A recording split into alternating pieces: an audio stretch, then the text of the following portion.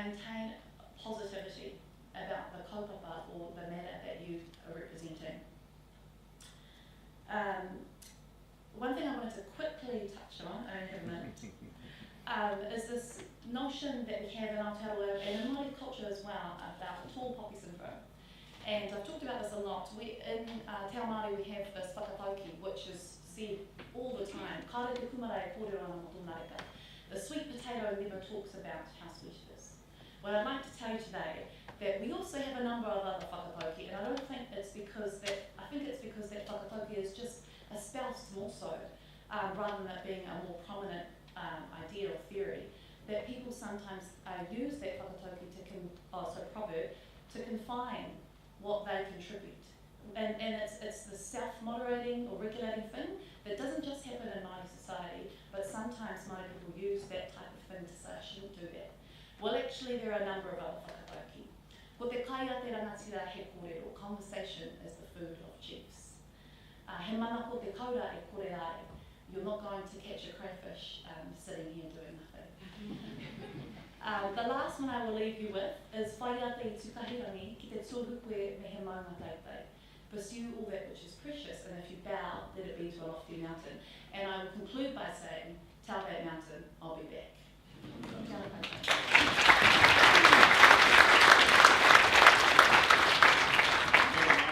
I want to bow to a lofty mountain right here. And I don't know whether you, with the Fulbright New Zealand, you give them a warning, and you send people like Maya to scout them, and by God, they won't know what's hit them. So, but again, there's a culinary theme that's evolving here. And by the way, just in terms of this interest and acknowledgement of Māori leadership and Indigenous generally, I co-edit a journal called Leadership, which is the #2 rated journal in the world. We have just a special issue on Indigenous leadership that's edited by Shelley Spiller and Rachel Walkman from the University of Auckland.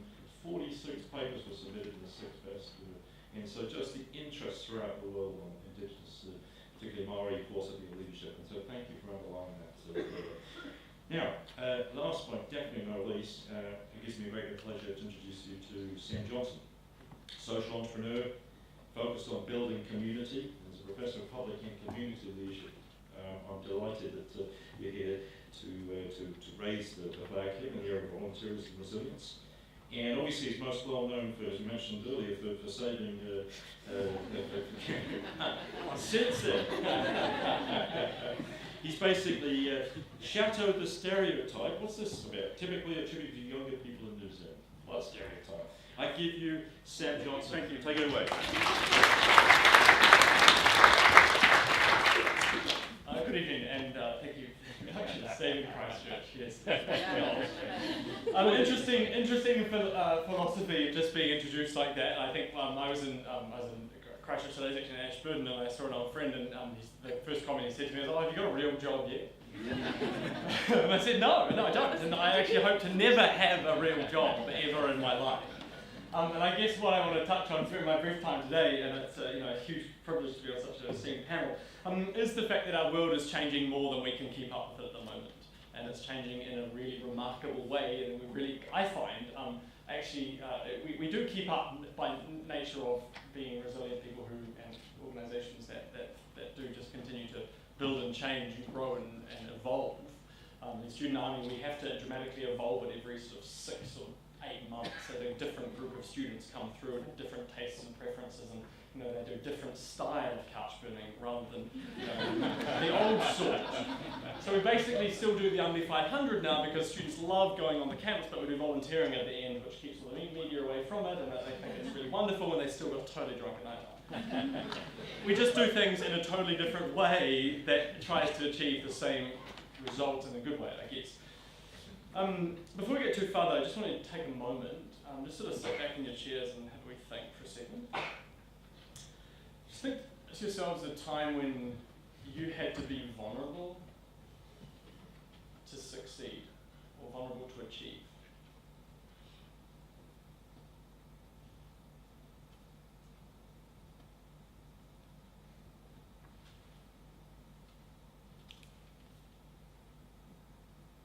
You got it?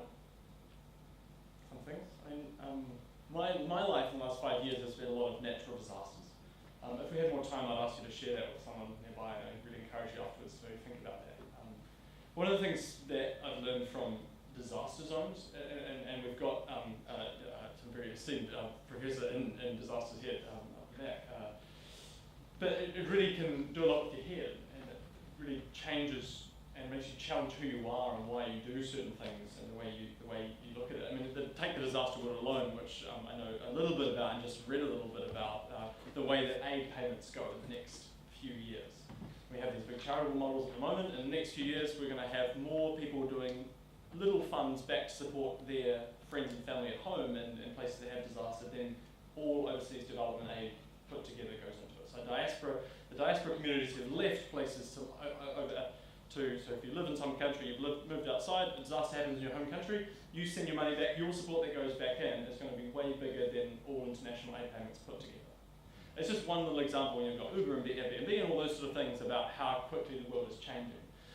For me and for leadership, and being here talking about leadership, I guess, for me it's about that vulnerability of be who you are and find out what your unique gifts are. With tsunami, and the story's been very well told, the three things that came out of it, one was the skill of the unskilled, that you have these skills that we don't necessarily know, we're not necessarily accredited or qualified for, but they are really valuable, those unique gifts to give society. The second one was about using the tools in our pockets, like the technology we've already got within us to build better communities. And the third one was that people are just people. It doesn't matter at the end of the day we put our socks on. So me in the last few years, and I've learned a lot about, I guess I've touched on already, shared responsibility. Going from, or even taking the D off the end of that, from shared responsibility to just share responsibility. I'm really fascinated by the changes in organisational structures when you go from traditional hierarchies to more flat-based organisations. And the best example for me recently was in Nepal after the disasters there. Myself and my colleague were invited to work with a large youth foundation in Kathmandu. We went in and there's a big room like this full of a whole lot of young people that basically asleep at the front of these 4 old guys lecturing them on disaster risk response and everything. They were asleep. I kindly asked the guys to go upstairs and have a cup of tea, and we put the whiteboard on the floor in the middle of the room and drew a circle in the middle. And I said, who wants to be in the core group here? This is your project that we're going to coach you on, but who wants to be in this core group? And 15 of them sort of agreed to that. And then a wider group of 30, and then a wider group of about 70. And it was exactly the same as Student Army worked, but we put the trust, and we gave them so much permission to do the project themselves. It was their project, it was their thing, they're making it happen. We made it all theirs. And we coached them to do it. We shared responsibility. In fact, we gave them responsibility. And those 15 mobilised 300 young people who were desperate to help, and they built 500 little shelters, which Kiwis paid for. So cool what you can do when you get trust, I think. You trust them, and you give people permission to do what they can do anyway. You just give them that confidence and permission to do it. In closing, short time, one of the people, really bad name drop, I've got hung out with once in Christchurch was His Holiness the Dalai Lama in the last few years. So cool. He just laughs the whole time. The thing that he most inspired me with, and we're sitting around this table, and there was 10 of us. There was like 15 different tables, and the Dalai Lama was just sitting 2 people around from me. I just said to the guy next door to me, "Can I please introduce myself?" And he said no. I thought, okay, that's a bit strange. So I sat there and didn't introduce myself. And then eventually His Holiness came around and sort of grabbed my elbow and pulled me up, and we went to the buffet, and he tried to give me some food, and we had a nice wee chat, and I sat back down, and he was talking about, I was sharing a bit about what our work tries to do and what the seed of it is. And I guess that's what I feel my full responsibility is, to continue the seed that was beneath the Student Army, which is the values and ethos of the movement of thousands of people and thousands of organisations helping continue that movement. And Dalai Lama just said to me, your task and your challenge is to build the movement, not the organisation. Anyone can build an organisation, and I'm not a very good person at building an organisation. But what we can do is build a movement. And so the style and ethos, I guess, and leadership for me is building movements. How do we build the best movements and make sure those are movements of the best things?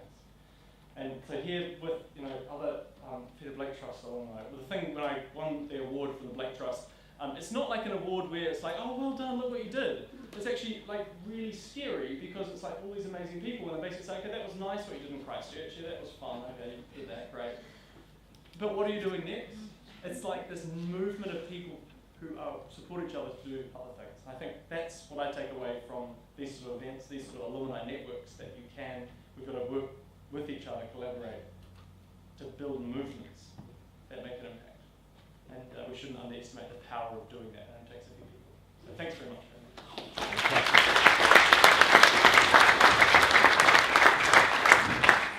The night you got that award, and every time I hear, I learn something from you. So thank you. Fantastic. Now, on the subject of movement, we're going to keep this thing going.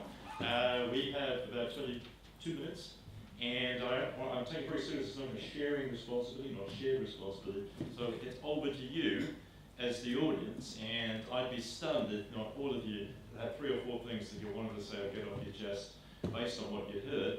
So essentially what I'm going to do is just going to get from the audience here is just some initial reactions, things that you saw, that you heard, and then I'm going to invite the panel just to make some notes about what you hear and then respond to those. Is that a good way to go? Because we've got a lot of people who are itching to comment and contribute to that. I want to model leadership. We're talking seriously. Let's make sure we put the ship. So we have microphones over on this side of the occasion. This is, gentlemen, your name again, sorry. Jack. Jack.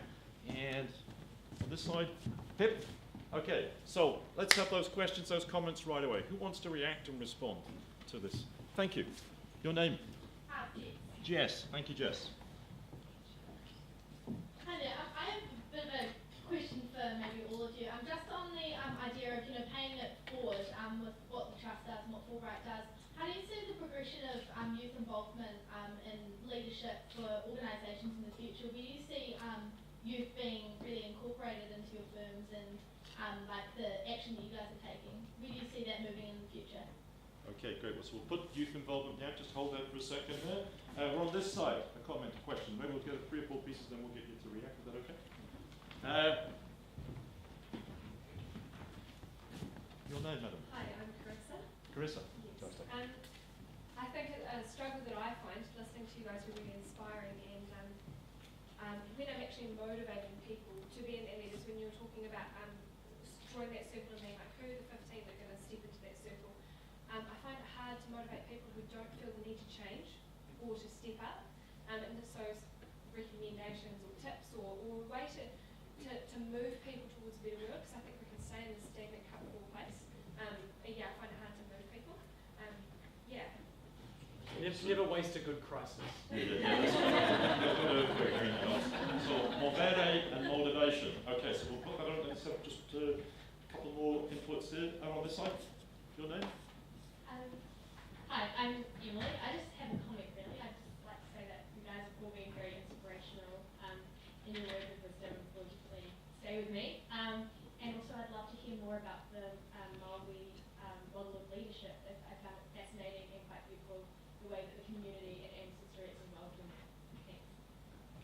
Okay, maybe just one more into the mix here. I think we're ready to go. Maybe 2, just have 2. Yeah, your name? Oh, I reckon. How do you do it? Good, thanks. My question is, you guys all carry a lot of nana and gravitas when you talk, how you stand, how you are. Leadership, is it purely for people who are comfortable in front of a room? How do people who are more introverted fill that role? How do they step into it? Fantastic. And thank you for representing the introverts in the room here. You're one of us. Good on you.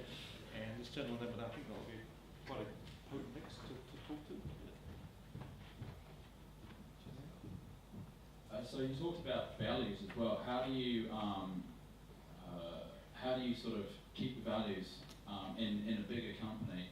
Because especially with so many people, so many levels, and perhaps even a global company, how would you keep the values up in that? And your name again? I'm Alistair. Thanks, Alistair. That's terrific.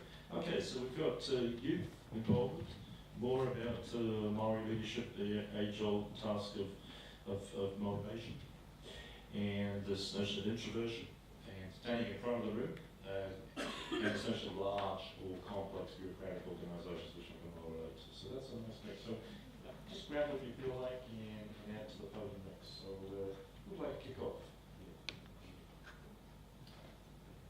just hello. Yeah. Where we go? Just to that last question, where I've been reading a book on Elon Musk. Do you know who he is? Yeah. He's the American. You've seen hearing more of him. He's in the same area, but he's sort of responsible for the Tesla car and SpaceX and Solar City. But he's the most amazing person that you can ever imagine in terms of his vision and carrying people on with him. And whilst he's got some hard aspects to his character, he's not highly personable, he's incredibly focused and incredibly clear on what his purpose is and what the mission is. And he never lets anyone forget it. And when he's been in real dire straits, hours of bankruptcy, he's just announced to all his people, he said, I'll keep you on, I'll pay for another week, but this is why I'm doing it. This is the mission, this is what we're doing. It's those people who, and he's an appalling speaker, but he believes in himself so much and believes in the cause, he bloody well just says it and does it. And he gets a tremendous following, very faithful following. So that's one way. But the other way is just, as a leader, to behave, to walk, talk. That's very powerful. Fantastic. I'll respond to the two on sort of the youth involvement, I guess, and motivation. And also a little bit about the introvert question, a great question there. For me, it's all about motivation. You've got to learn really who is motivated by what and how do you motivate them. And every person is so different. And finding out what that unique little stroke of motivation that's going to keep them doing something.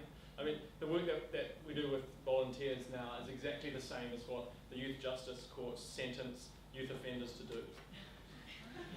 There was a really bizarre article in the Herald the other day that compared student army to youth offenders. They were doing the exact same work on different parts of the island. One of them, we gamified it and they signed up and they went and did it and they loved it. The other ones didn't really achieve much because they were made to do it and didn't really love it. So motivating people in different ways is so important. I think in relation to organisations such as these two and others for that question, I think it does come down to them outsourcing certain challenges to be solved, and that's how you build a team of people like the Circle on the ground. What's the challenge that needs to be solved? One challenge we're looking at in the Blake Trust right now is we do have this incredible group of alumni who grow each year by six or seven people. How could we better utilise us all? We're all pretty motivated to want to help out and contribute to different things, but what projects, what should we work towards and how do we do that? And I think we've got to be more open with those problems and share them. And then finally, just on the introvert one, as an extreme extrovert, I would be absolutely nowhere without introverts in my life. In terms of the question that you asked about not feeling the need to change or step up, I agree with that motivation point, but I think it's also about if you are trying to get someone to be a part of your vision, it needs to be a shared vision, it needs to be something that they believe in. And so if you turn up and say, I want to achieve this, and they don't have buy-in, then it's always going to be harder to move people. And so when we talk about the concept of vision and leadership, I think it's important to identify that it's identifying a collective vision that you assist to implement. If you've got an issue where that person doesn't share your vision, then that's a different thing. It's about enlightening that person on your vision or on your perspective. And that can be, that's where relationships are crucial, and that's where you can't just turn up, I mean, I in my role, being advocate for Māori issues, face challenges all the time in that respect. And it's about modelling the behaviour that you know, or the value that you know there is in being Māori, and identifying that to somebody in a room, and about having conversations in a way that makes them feel comfortable. And then from them seeing the person that you are and seeing the person and the issues that you are seeking to identify, you may just move them. If not, you'll get respect rather than agreement. And I could talk through this, I might hand it over to Rachel. Great. So I'll go for the youth involvement as well, and then maybe about the Māori models of leadership. So for youth involvement, I really love talking to young people, and so I'm a trustee for the Young Enterprise Trust as well, because I'm pretty fixated on giving kids the idea that they can be job creators. You know, if you're a job creator, you then have the luxury of choice because you're generating an income. You understand what it is to make and sell and make. So I think that can cure a lot of ills and woes in this world. If you let kids believe, or you encourage kids to believe that they can be job creators, and that in and of themselves will force them to find, you know, what's that spark inside them that enables them to have those thoughts. So that's fantastic. I also really love and spend quite a lot of time speaking and assisting women in all sorts of things actually. I generally never say no if a young, or people in general, but it's generally young people or women who will ring and say, look, I've got this idea, you can give me some advice. I'll never say no, because who am I to say no to somebody who sought you out for that advice? And one of the things I think in leadership that I've seen with women is that women tend to go out of their way to value themselves as a reflection of others. You know, they will seek approval or validation of what they're doing and how they're doing it, and all of a sudden they get to a certain point and go, great, I must be that person. You know, that's just not the way, because that is a really long and difficult journey. So I try to encourage people to identify their own self-worth. You know, what makes you feel good? What makes you feel like you're making a difference, that you're moving forward, that, you know, what makes your own boat go faster, and bring it back to Sir Peter Blake. So, yeah, you've got it. So I try to look for opportunities in leadership to wrap around young women so that they can have the resilience they need to have a voice and move forward and do the things that they want to do. Māori models of leadership are interesting, and around those ideas, they're generally collective ideas. You know, success is never individual, success is always collective. And that's not a Māori idea, that's just basically gravity. What I will say in Māoridom is that oftentimes we think about roles and the value of roles, and so neither one is better than the other. There is no greater role of a man over a woman. They are symbiotic. You cannot have one without the other. So while I say don't seek worth in others, you're not the reflection of their perception of your worth. Equally within Māoridom, we don't say, you know, the men get to speak, so they're clearly more important, because actually we know where this is get made. You know, so I think that there are some interesting ideas that are not unique to Māori sometimes. They are ideas that you'll find all around the world in all different cultures. It just happens to be that we're here in Canada.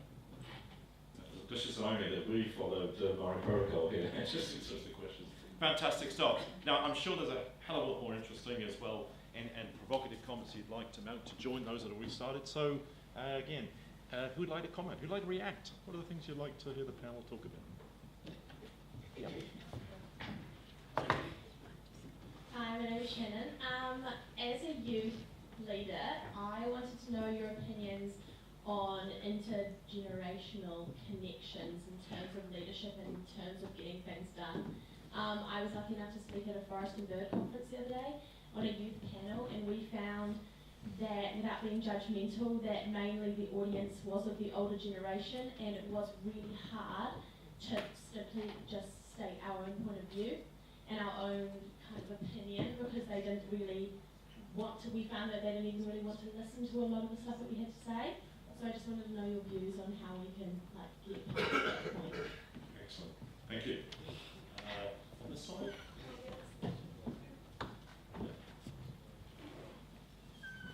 Go, Sam. Hello, Sam Young from Nelson. Just a quick question. From your experience travelling overseas and being Sir Peter Blake awardees, World Award recipients, have you noted any similarities in New Zealand leadership or an emergent New Zealand leadership style? Fantastic. Thank you, Sam. This gentleman here.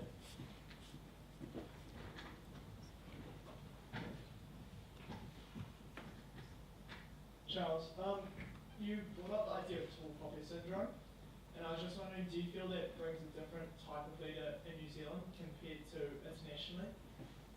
That's a lovely build on question from Sam. So I've got Charles. A couple more, just to put in place. And two more here, I think. Yeah, is this how you do it?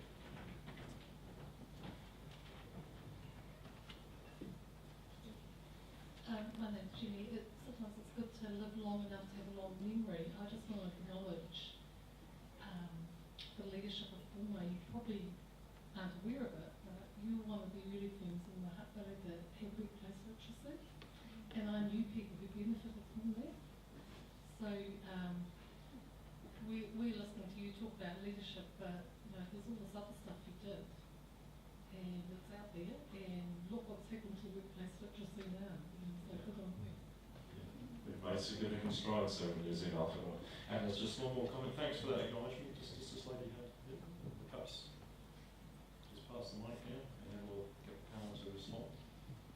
I'm April, and I was just really interested in what Maya said about core and flex, and I was wondering if you or any of the other panellists had an experience you could share where you did engage, I guess, with core and flex and how you handled that, and were there things that you had to compromise, and what kind of things did you feel like you had to stay with? Great. That's a terrific mix. I'll return to the panel now and invite and we could be a bit mechanistic here and go reverse order, or that be okay, Rachel? You cool with that? Excellent. Oh, I might pick the, hi Charles. Charles used to work at City Market on a Sunday, which is fantastic. To get a voice for a starter, I think sometimes you almost need to find somebody to help you find that voice. I mean, it's a really tough one. It would be really great if it did just happen, over there. But I think sometimes you need to wrap people around you who can encourage you to help find the right place. Because sometimes it is placed, right? Sometimes it's not just what you're saying, it's where you're saying it. So trying to find somebody who can give advice and direction on where to find that place and how to use that voice and to build you up and you know, to create that movement, as Sam said. And I think the other thing about New Zealand leadership styles, this is a negative, not a positive, so I'm sorry about that, but one of the things that I wish we wouldn't do is say, we're just from X.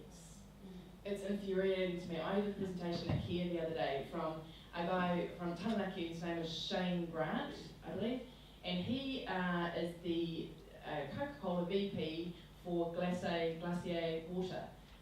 You know, it's this enormous and phenomenal and incredible position that he occupies, and he was introduced by a fabulous MC, but who introduced him as Shane, just a boy from Taranaki. And I was like, that is one of our biggest, I think, faux pas when we do that. You know, he's from Taranaki, awesome, fantastic. You know, that is one of those things that we should be proud of, is who we are and where we're from. And I wouldn't dilute that under any circumstance for any audience. Thank you. Kia ora, I'm really glad you asked the question about tōpōpi, because I didn't feel like we did the question around it being introverted justice when we came through, just that people had different points of emphasis. So they kind of touch on each other. And I, in preparing for this evening, I did some reading. Go and watch TED Talks on leadership, it's fascinating, great stuff. And came across this quote that talked to, and someone said the most powerful and profound leadership is near invisible and rarely acknowledged.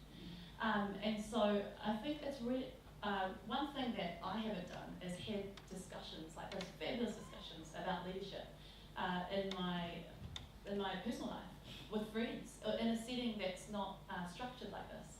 And so I think when we are asked what is leadership, there's often a delay in your response, because you have to think, oh, okay, leadership.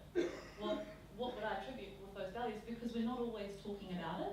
And so what that means is that when we think about leaders in our community, we have a bit of a leadership celebrity status, where leaders in your community are sports people, or people on the news, people who are journalists, or whomever, and they definitely are leaders. But I think it's important to acknowledge that we encounter leadership in a quiet way every day, and often that is more effective. And it's just that we don't label it as such. So I think it's not a question of where is the place for introverts, it's about acknowledging the place that introverts already play in leadership roles. And in terms of the tall poppy syndrome and the different styles, I guess that's the point to be made, is I think we have this notion of leadership celebrity, and it's okay to be that person because they've achieved a certain level of success in their profession or in a sporting perspective. But if you're anywhere in between, we have this sense that we need to be humble and we need to say we're just someone. So I would support the comments that Rachel has made around being comfortable, being proud of your own achievements, and encouraging others when you see that somebody else has achieved. Good on. Sam. Thanks, particularly agree with the comments so far. I'll take the comment from about Forest and Bird conference. Yeah, cool. I mean, this is, you know, we're at a workshop, not a conference, right here, just to clear up. But my definition of conference is waste of time. Like, if you want to get something done, and this is speaking from someone, I go to an enormous amount of conferences. And you do get a lot done from the networks and connections at them. The people at the conferences is the reason you have a conference. So to get an audience to connect with you, particularly in an intergenerational sense, the thing you've got to build up is empathy between what your place and stage of life is and theirs, and come as one within it. And that happens, I find, best on an issue basis, not on generics of, you should do this. I mean, if I was a young Breton right now, I'd be quite angry that we voted to stay in the EU and all these other buggers decided to leave. You know, there's big challenges there with intergenerational things, but I think there's a lot of history and understanding still to come into that too. So yeah, I'd say really about empathy is a big thing, and also just being really aware when you're on a youth panel about what sort of glass ceiling is in place there as well. Like what if you're a youth, like you're actually a leader yourself. You're not a youth leader. You already can do things at all different ages, and I think there's a really great example of a 12-year-old out of Romania who learned on YouTube how to build basically an automatic robotic driving car out of Lego. And he did it, and it somehow had a rocket thing on it. And he built the whole thing from YouTube at 12 and had these mentors and just made the whole thing happen. I think age is only a number, and we're going to see that. I love what the RSA, some of the RSA in Canada, there's this entrepreneurship program for people in their 80s and 90s to learn new skills and start little businesses. And we have a lot to teach them, but there's a lot that can come the other way too. So I love the intergenerational connection, and personally right now I'm working on a project focused on social isolation and the elderly, connecting young and old up. So really big area I love, so thanks for the question. Thank you, Sam. Oh. Do I get a go? You bet. You do. They're all good, great questions, and they all do. But and great about the youth. As a designer, you find that you realise very quickly that you're designing for a large market, which is represented by a different demographic range, and that you don't know all the answers. And you very quickly have to learn that to be humble and respect the market and listen. So don't foist your ideas. And so within that, designers learn very quickly, or should, how to empathise, the word's appropriate one, with the market and with people.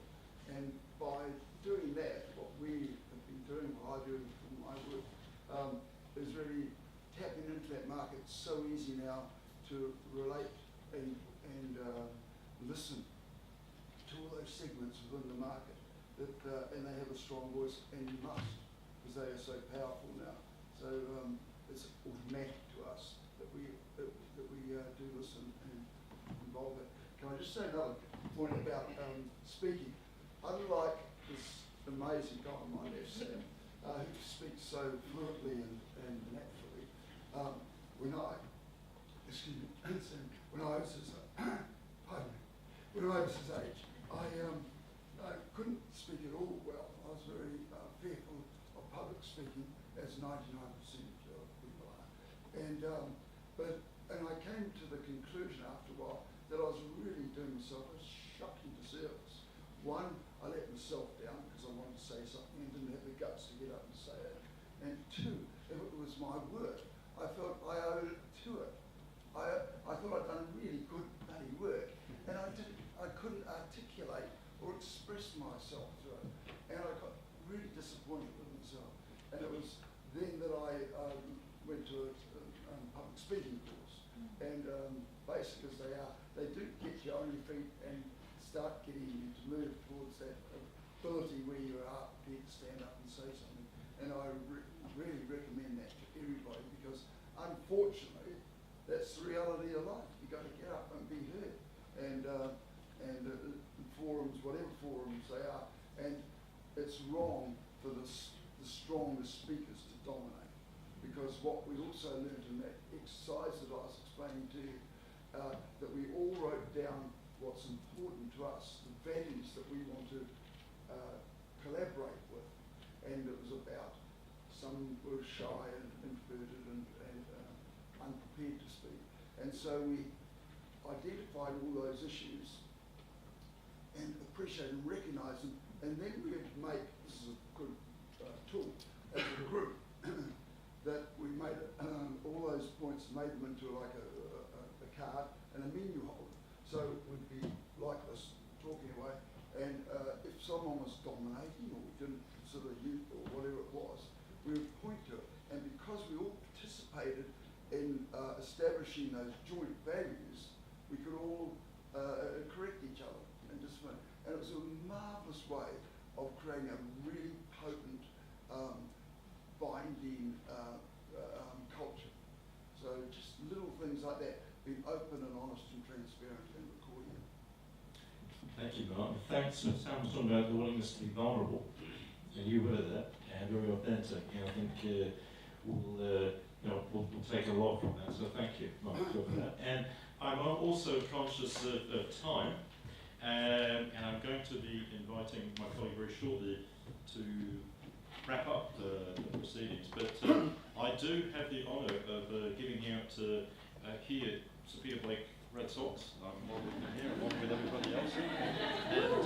And to the questions that I thought actually, and they were all excellent questions, and I'm sure there are plenty more here within the audience. But as I talked about yesterday at our family school, society thinks leaders are there to provide the answers, and the media's always telling them if they don't have the right answer, get someone else. But actually, and they demonstrated this brilliantly yesterday, it is having the courage to articulate, to give voice to questions. Leadership is about questioning, management about providing the answers. And I'm telling you, I'm still suffering from an hour and a quarter yesterday of a severe grilling of questions. Yours questions were outstanding, just in terms of thinking about the response and actually crossing and opening up new lines of inquiry. I'd have to give the Red Sox award to the question about introversion and not standing up in front of the room. So thank you very much. You have a pair of sweet Red Soxes. And the question of intergenerational, because it's all about crossing. It's all about finding ways of getting provocation. So I'd like to award you a Sir Peter Blake pair of socks as well. I know you have even more questions, and I'd love to surface them all here. You will have a chance to grill the panel afterwards. But I'm going to convey and invite my colleague Professor Wendy Lana, who is Victoria University of Wellington's first provost. She joined us in December 2015, and she essentially is our Chief Academic Officer at Victoria. Wendy is in fact a Fulbright Senior Fellow, and she is an internationally respected